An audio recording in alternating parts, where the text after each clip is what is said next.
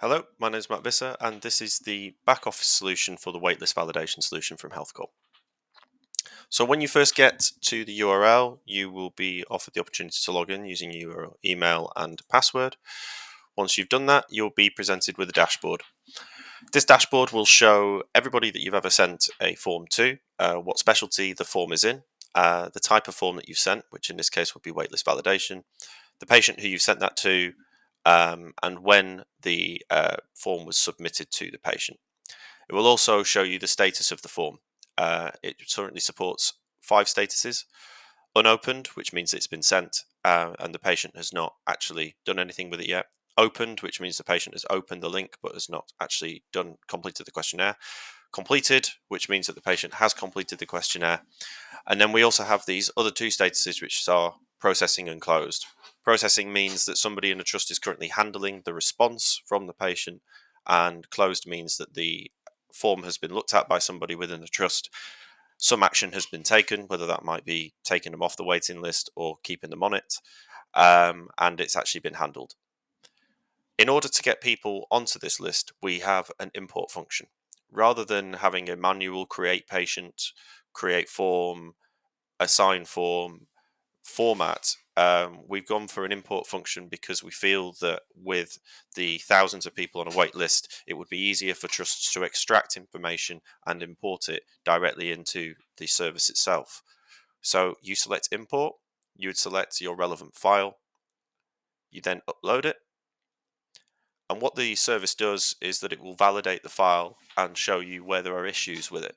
So it will show you if you have any invalid data, for example. So it will show you exactly where that data is incorrect and offer the opportunity to correct and re-upload, or indeed just skip those fields and not bother updating or adding those patients to the service. It also shows you duplicate data. We're very aware that in waitlists it would be unideal for trusts to have to produce deltas when they're uploading their waitlist, and actually it would be better for them to produce just the same list every single time. Of course, we don't want to create forms for people that have already been processed or have already completed a questionnaire. So as such, we show you any duplicates that we've received and already have forms for, and of course, you have the opportunity to skip those as well. Once you've completed that, we tell you exactly how many patients are going to receive a new questionnaire, who's going to be contacted, how many we can't process, and essentially just give you that confirmation of what you're about to do. When you select to import, all of the forms are then generated, and we inform you of exactly what's going on at the time and what we're processing. Once you close that, of course, you'll then be able to see all of the new users that you've just submitted forms for and their status. All of the objects that are in here can be searched on. You can also filter by specialty, you can filter by status, and you can also filter by time range. Applying any of these filters actually affects the export function. So if you export, you can either export all of the data that you have in front of you, or you can say that I just want to export for my current applied filters. The export function will produce a CSV file. This CSV file will have all of the information that you might want to process for your own business intelligence purposes. So it will show you the patient name, IDs, date of birth, any other demographic information, the form that they've responded to, and the answers to those specific questions in the form. Information provided on import is also played back as part of this. So information on import includes things like pathway ID, for example. So you could feasibly be able to identify patient responses by direct pathway utilizing your own BI tooling. Downloading that will generate the file for you, and you can store that and then process it as appropriate. If you want to run through the form manually, then you can also do that too. So you can view a form. So this is one that's been closed previously. And in here, you can see all of the answers to all of the questions. So you could feasibly, without having to use any spreadsheet tooling, go through each individual form and process them one by one. To help with that, we offer the option that you can essentially reopen a form that's been closed or process a form in this same method. So what you would do is that you would have a form that's completed, etc., you would select that you want to take control of that form. That would prevent any other user being able to interrupt and potentially try and process that form at the same time as you.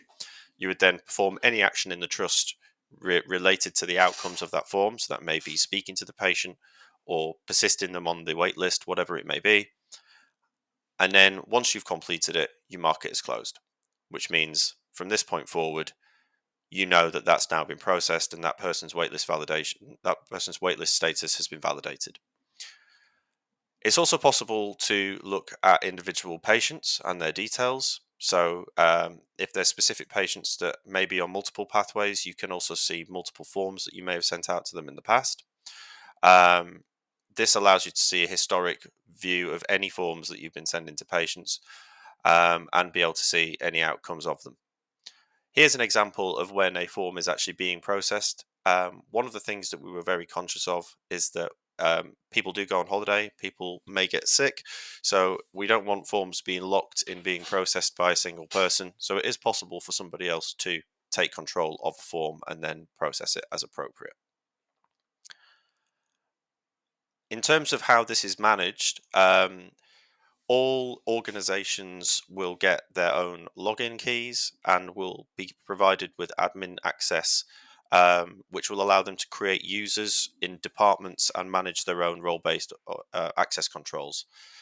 So, this means that each individual organization can essentially get going very, very quickly with just a login, be able to provision accounts to each individual department who can manage their own waiting lists and imports independently, or of course, it can be managed at an organization admin level. So, an organization admin or a team of organization users can upload for the entire hospital if necessary and process those forms as appropriate. However, because we have the notion of specialty, it is possible for this to be done within department.